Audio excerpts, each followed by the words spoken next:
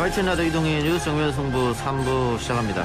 한 주간 사회를 들끓게 한 이슈에 대해 치밀한 법적 근거로 설명해드립니다. 신비한 법률사전 신장식 변호사 나왔습니다. 어서 오십시오. 네, 안녕하세요. 신장식입니다. 파트너인 추단비 변호사는 지금 달려오고 있습니다. 예, 아직 도착을 안 했어요. 지금 한참 밀릴 시간이긴 한데요. 뭐 퇴근 시간이기도 하고요. 요즘에 너무 기온이 좋아서 날씨도 좋고 상충객들이 뭐 지금쯤 또 주말을 위해서 떠나지 않을까. 어쨌든 차가 지금 막히고 있습니다. 네.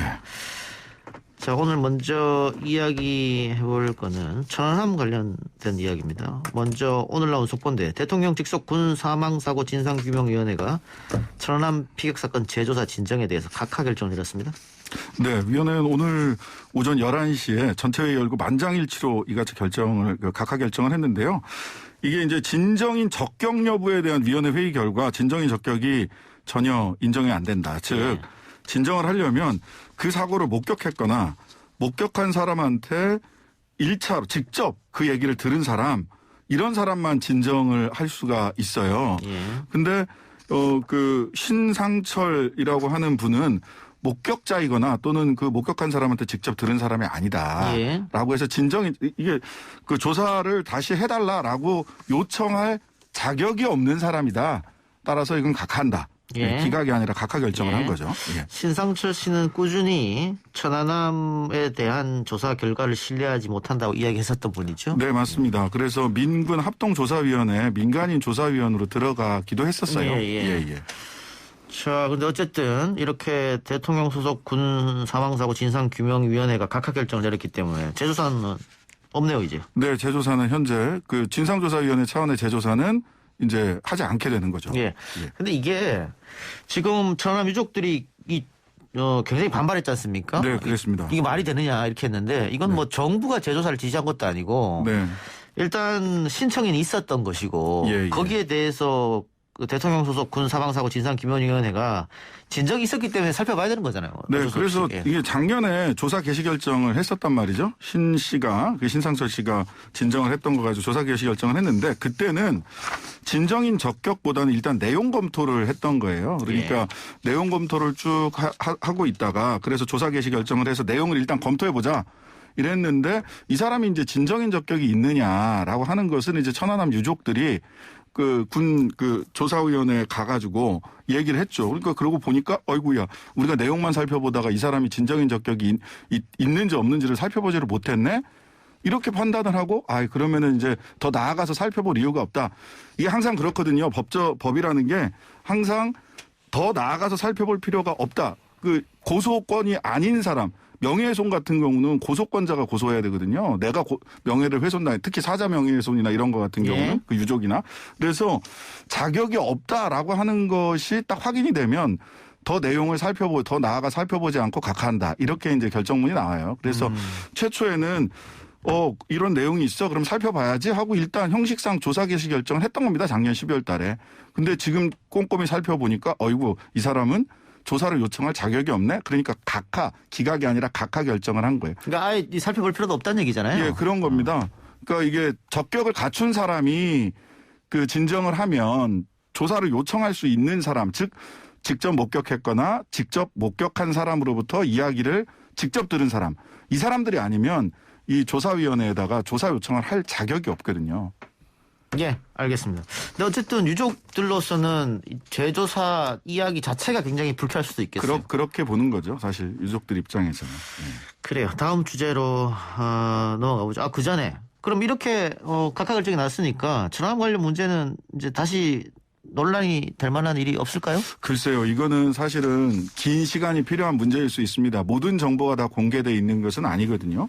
그래서 어찌 보면 한동안은 합의된 사실, 지금까지 드러난 정보로 인해서 여기까지는 우리가 확인할 수 있고 합의할 수 있다라고 하는 합의된 사실, 그러니까 진실이라기보다는 합의된 사실에 의거해서 한동안 시간이 지나야 그래서 공개될 수 있는 정보들이 다 공개됐을 때 다시 논의될 여지가 아주 없지는 않아 보이긴 합니다. 글쎄요, 뭐 새로운 증거가 나온다든가 뒤집을 만한. 예, 그렇죠. 그게 아닌 이상 일단 정치권에서는 한마음 한뜻으로 이야기를 하고 있기 때문에 네. 이번에 뭐 서울시장 토론회에서도 오세훈 후보가 박영선 후보한테 물었지 않습니까? 이거 네, 그랬죠. 여기에 대해서.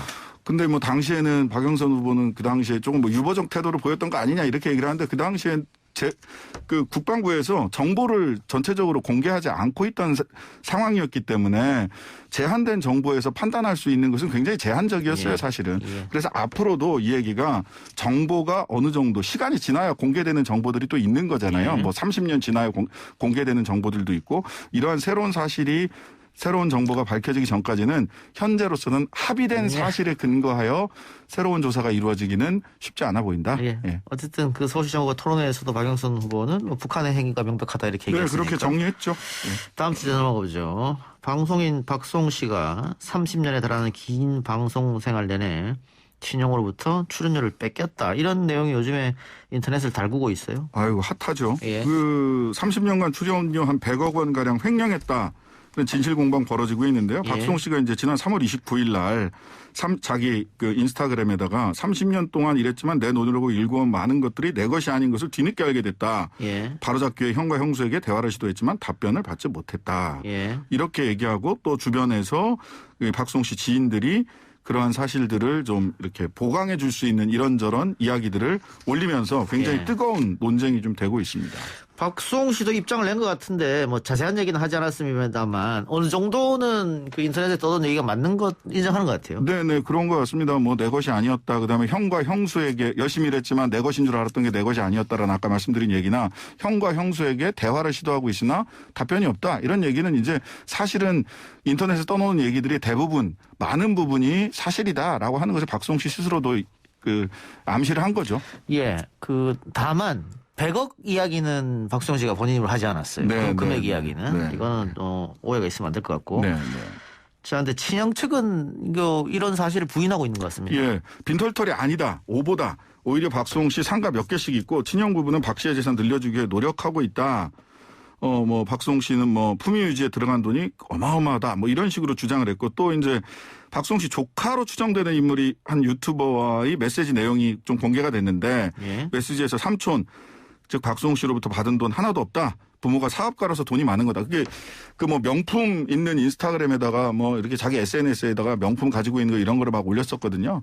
근데 그건 우리 아버지가 사업가라서 돈이 많은 거다라고 얘기인데 그 아버지의 사업이 뭐냐면 박수홍 씨 그 매니지먼트 사업이었거든요. 그래서 예. 요거는 글쎄요. 조금 봐야 될 것 같네요. 네네네. 그렇습니다. 예. 예.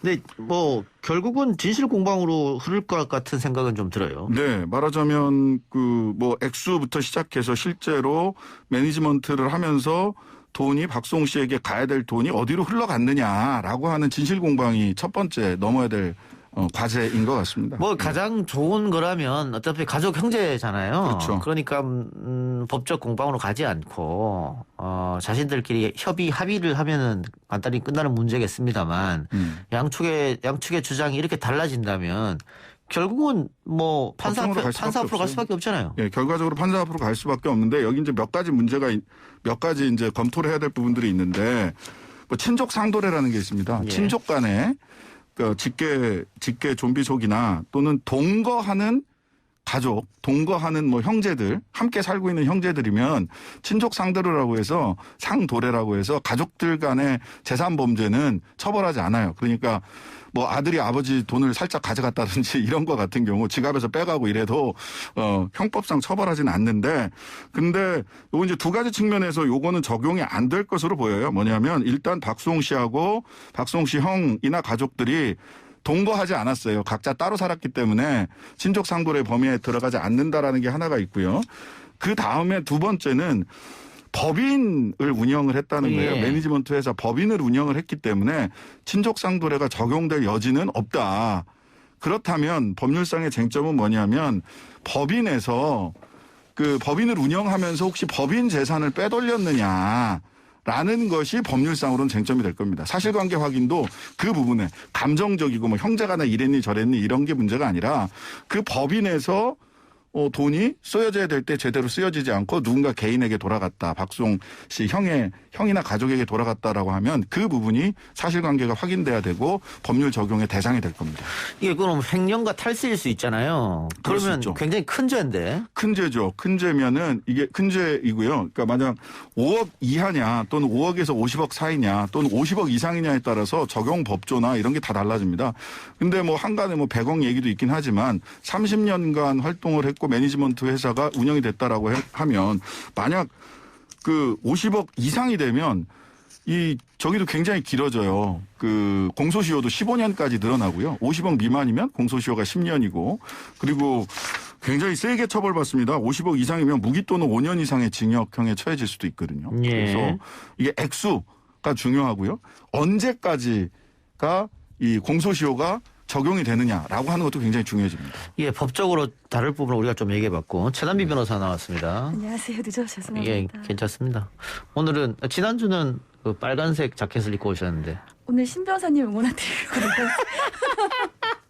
오늘은 노란색. 네. 예. 감사합니다. 예, 저는 오늘 어떻게 하다 보니까 네. 짙은 푸른색이 됐네요. 예, 신장식 변호사님이 정의당 당원이죠? 예, 맞습니다. 예, 노란색을 입고 오셨습니다. 응원하는 차원에서. 감사합니다. 예. 이번 보궐선거에 정의당은 후보를 안 냈죠? 네, 후보를 안 냈습니다. 네, 알겠습니다.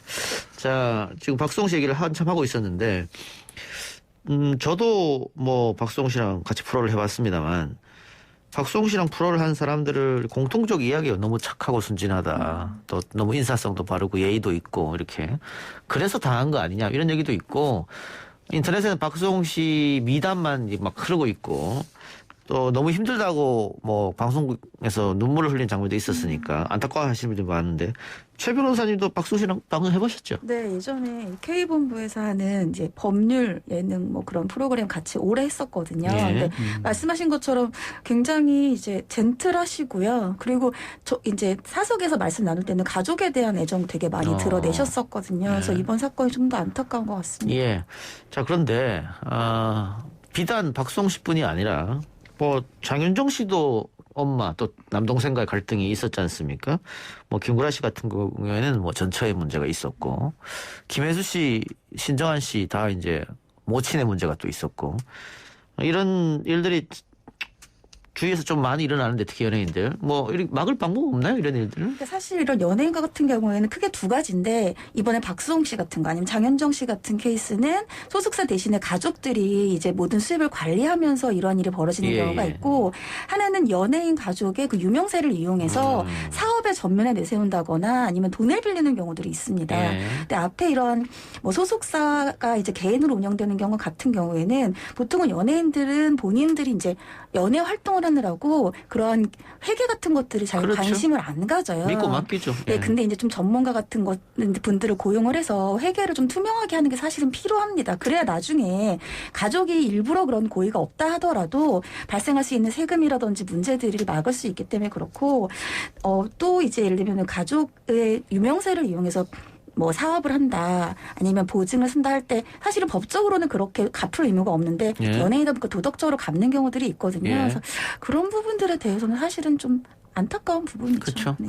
뭐 이렇게 방송을 하고 있는 저 같은 경우에도 저희 회사의 회계 직원들한테 전적으로 맡기거든요. 그러니까 그래서 저는 이제 법인을 통해서 이렇게 관리를 하는 게 제일 좋고요. 자기 법인을 설립을 하든지 뭐 우리 진행자도 미르미디어라고 법인이 있잖아요. 예. 그다음에 제발 계약서를 꼭 써라. 변호사로서 꼭 얘기하고 싶은 게 제발 계약서 좀 써라. 구두로 하지 말고. 구두로 하지 말고 계약서 안 쓰고 그냥 진행하는 경우도 굉장히 많거든요. 네. 계약서 꼭 쓰셔야 되고요. 그다음에 계약서를 꼭 변호사한테 검토를 받으시라. 제발. 가족 간에라도. 예, 가족 간에라도 쓰셔야 돼요. 안 그러면 나중에 증거도 없고 이걸 어떻게 하기로 했는지 서로 말만 엇갈리고 감정만 상하거든요. 예, 알겠습니다. 하나만 짧게 해주세요. 신장식 변호사님. 네.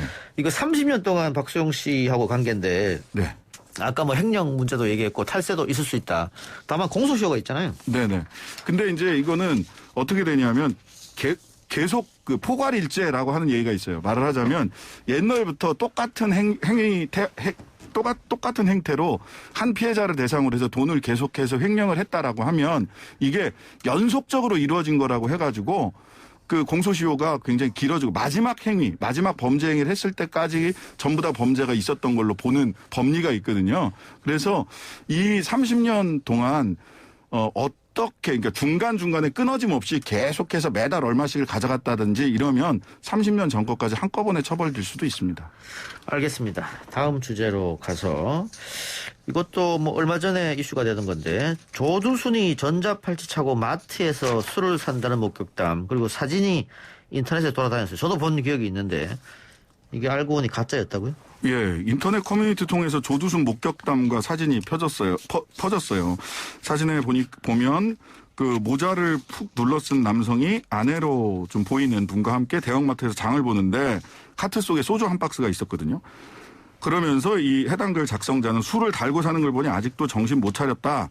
이렇게 비판을 했죠. 이건 기사로도 올라온 것 같은데. 예. 이거 그런데 사실은 나다 이렇게 주장하는 사람이 나왔었다면서요? 네, 그러니까 이게 이제 이 사진이 목격담이 거짓이다라고 하면서 이 사진 속에 계시는 두 분이 조두순이 아니고 자신의 장인 장모다라고 글을 올린 사위가 있었습니다. 그러니까는 이 두 분은 평생 일만 하시다가 은퇴하시고 노후를 보내시는 본인의 장인어른 장모님이고 그 증거로 모자는 본인이 사들인 모자고 운동화도 본인이 사들인 모자다. 그래서 그 사진에 있던 이 남성분이 착용했던 모자 사진과 여성분이 착용했던 신발 사진을 증거로 올렸어요. 예. 그래서 지금 장모님이 굉장히 두려워하고 있는 상태이고 더 이상 이러한 글이 퍼나르지 않도록 주의해 줬으면 좋겠다라는 글을 올렸습니다. 이때 뭐 체형은 당연히 닮을 수가 있겠죠. 키라든가.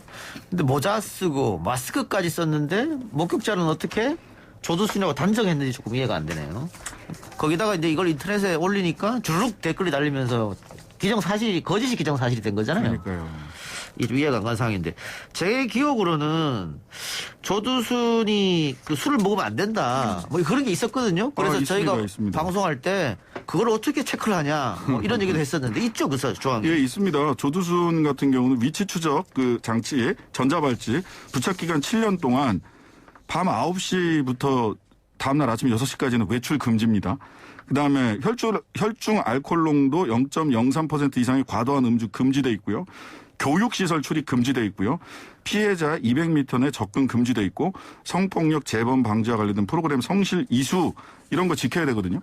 그리고 이 법무부에서 이게 쭉 살펴봤어요. 그날 돌아다닌 적이 있냐 이제 전자발찌가 있으니까 기록이 다 남는 거거든요. 작년 12월 달에 보호관찰관과 동행해서 생필품 구입을 위해서 인근 마트에 출입한 것 외에 외출하거나 주류를 구입한 사실이 전혀 없다. 전자발찌나 보호관찰관이 전부 다 확인이 가능하다. 이렇게 얘기를 해서 뭐 이 대체로 지금은 좀 감시라고 해야 되나요? 보호 관찰을 굉장히 좀 철저히 하고 있는 것으로 보이거든요. 예, 그러니까 이 혈중 알코올 농도 0.03 금지면 지금 우리 음주운전 기준이죠, 네, 이거. 맞습니다. 기준이니까 한두 잔도 안 된다는 얘기인데 마트에 가서 한 박스를 소주를 샀다. 상식적으로 말이 안 맞는 것 같은데 어쨌든 이런 오해가 불거졌고 피해자가 지금 어쨌든 생겼잖아요. 네. 그렇죠. 근데 이런 것은 어떻게 합니까? 이게 법적인 문제는 없나요? 그러니까 일반인을 상대로 촬영을 한 거잖아요. 허가 없이. 예. 만약에 이게 조두순이 실제로 맞다 하더라도 허가 없이 촬영을 했다라고 하면 그렇네요. 그러면 일단 뭐 촬영 자체로 처벌을 하진 않아요. 근데 초상권 침해가 되겠죠. 손해배상 청구 소송을 할 수가 있고 만약에 그 사진을 가지고 뭐 이번처럼 어떠한 명예를 훼손하는 글을 올렸다라고 하면 그때 당시에는 뭐 명예훼손죄는 될 수가 있겠죠. 예, 왜냐하면 조두순은 정말 천인 공로할 짓을 저질렀습니다만 또 당시 검찰이나 또 판사의 판결, 검찰의 기소가 문제가 있었습니다만 어쨌든 국가에서 정한 그 처벌을 받고 지금 나온 상태인데 그러니까요. 다시 사진을 찍어서 배포를 해서 뿌려서 이게 공격한다 그러면 또 마녀사냥일 수도 있으니까 어쨌든 법적으로 그건 안 된다는 말씀이죠. 네, 예. 맞습니다. 법적으로 안 됩니다. 그리고 이번에 이거를 그 유포한 분에 대해서도 그 경찰에서 뭐 조사를 하겠다고 하는데 예. 조사를 하면서 이제 특정한 의도가 있었는지 그냥 단순히 실수인 것인지 예. 진짜 오인인 것인지 특정한 의도가 있었는지는 한번 확인을 해봐야 되고요. 어떤 특정한 의도를 가지고 이렇게 했다라고 하면 형사처벌의 가능성도 있습니다. 의도가 없이 오인해서 했다라고 하더라도 아까 최다미 변호사님 말씀하신 것처럼 우리나라 법에 초시라는 단어는 없어요. 없지만 대법원에서 판결로 초상권이라고 하는 것이 헌법적 권리다. 따라서 이렇게 이분이 굉장히 자기 의사 반하게 촬영이 돼서 여러 군데 유포된 사실 자체만으로도 민사상으로는 손해배상을 할 수 있습니다. 예. 조심하셔야 됩니다. 근데 지금 조두순 같은 경우에는 또 관계 당국에서 정밀 감시를 하고 있기 때문에 지난번에 첫 외출인가요? 보름 만에 첫 외출했다. 그렇죠. 그것도 바로 기사화 돼버렸거든요. 그래서 이렇게 아마 뭐 떳떳하게 마트에 가서 소주 한 박스. 그건 불가능할 거라고 네. 보여지긴 합니다. 근데 그 의도성이 있다. 만일 예를 들어서 뭐 내가 싫어하는 사람이다. 그래서 이렇게 뿌렸다. 네. 오해를 만들게끔. 그 의도성이 있는 거랑 없는 거는 처벌이 좀 형량이 차이가 있나요? 완전히 다르죠. 예, 그거는 이제 의도성이 만약 있다라고 하면 저는 형사처벌의 대상이 될 수 있다고 보여지고요. 예. 단순 오인이라면 형사처벌의 대상이 되기는 조금 어렵고 아까 말씀드린 대로 민사상, 손해배상, 돈을 좀 물어내야 되는 이런 초상권 침해로 인한 민사상 손해배상은 인정될 가능성도 있다. 이렇게 보입니다. 예. 알겠습니다. 자, 오늘 신비로운 법률사전은 이 정도로 마무리하고 노란 옷 입고 오셨는데 어제 투표하러 가셨습니까? 오늘 사전 투표날? 아직 못했습니다. 아니 못하시고 언제 가시려고요? 내일 오전에 가려고 합니다. 내일 오전에. 예, 신 변호사님은? 저도 내일 오전입니다. 예. 저는 오늘 내일 다 일정이 있어서 당일날? 수요일 날. 근데 이렇게 하고 또 안 가는 분들 계세요. 안 돼. 빨리빨리 좀 예. 가셔야 돼요. 일정이 있으니까 바쁘니까 뭐 투표 당일날 합시다 하고 또 그날 또 일정이 있으면 못 하는 네, 거잖아요. 미리미리 해야 됩니다. 예, 그래서 이거 듣고 계신 우리 청취자 여러분들도 미루지 마시고요. 내일 주말이니까 우리 뭐 두 변호사님처럼 오전에 가서 네. 갔다 오시든가 그렇게 하시면 좋겠고 저는 지금 남가자동에 사는데 제가 오늘 일이 있어서 남가자 1동 주민센터 앞에서 택시를 타려고 어우 사람들이 엄청 많더라고요. 굉장히 길죠. 아니 그것도 그렇고 기자들도 엄청 와 있고 그래서 내가 무슨 일이냐 했더니 윤석열 총장이 제가 택시 탈 때 거기서 투표하고 있더라고요. 원래 그래서. 사는 데는 서초구인데 남가자동에 아버지가 계시다고. 아버지가 네. 있어요. 예. 아버지 모시고 투표한다고. 예, 깜짝 놀랐습니다. 왜 이렇게 사람들이 많냐 놀랐는데 그런 일도 있었고 여러분들도 다들 투표 꼭 하시기 바랍니다. 유권자들의 소중한 투표 권리 행사하시고요. 저희는 두 분과 함께 또 다음 주에 뵙겠습니다. 두 분 신장식 변호사 최단비 변호사님 수고하셨습니다. 감사합니다. 네, 감사합니다.